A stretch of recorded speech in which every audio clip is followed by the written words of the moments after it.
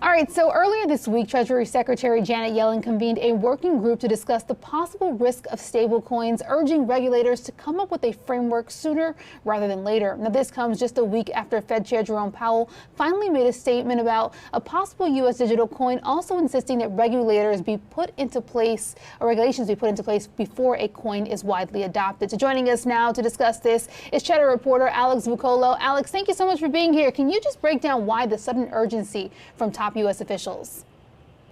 Hi, Alicia. I spoke to economists and some stablecoin issuers, and the answers across the board seem to be the same, which is it's a combination of the rapid rise of stablecoins over the last year, a growing interest from Wall Street and other investors, and a shared sense that they should regulate now rather than later, before the industry becomes so large that it effectively becomes too big to fail. I think they see this really as a golden opportunity to get in on the ground floor of the industry and affect it in a meaningful way.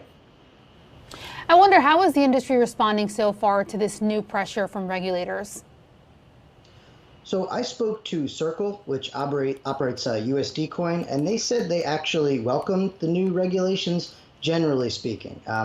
Again, without knowing the details, it remains to be seen if they're on board with everything that's proposed.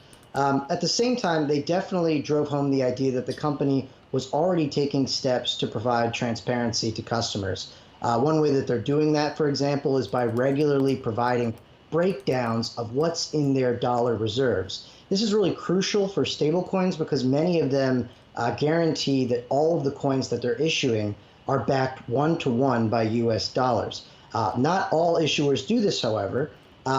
Circle does, and as a result, they kind of stress the idea that not all stablecoin issuers are the same, and that regulations should reflect that. What form could regulations take, and how might that impact investors? So there's still a lot of open questions about how to even categorize stablecoins, but one recent report out of Yale broke it down this way. It said you could transform stablecoins into public money by either allowing only FDIC-insured banks to issue them, or you could require stablecoins to be backed one-for-one with treasuries or reserves at a central bank, or two, you could effectively replace them with central bank digital currencies and tax private coins out of existence.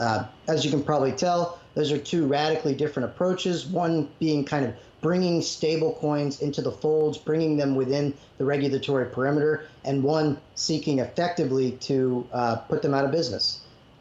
When it comes to writing these regulations, these stablecoin companies, we understand, don't want to be compared to banks. Why is that exactly? Well, once you get considered a bank, all kinds of regulatory issues come into play.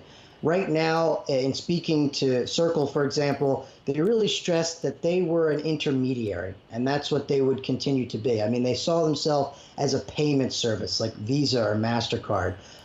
Once they get kind of declared a bank, then there's all kinds of additional reserve regulations that come into play that could be burdensome to them in the future.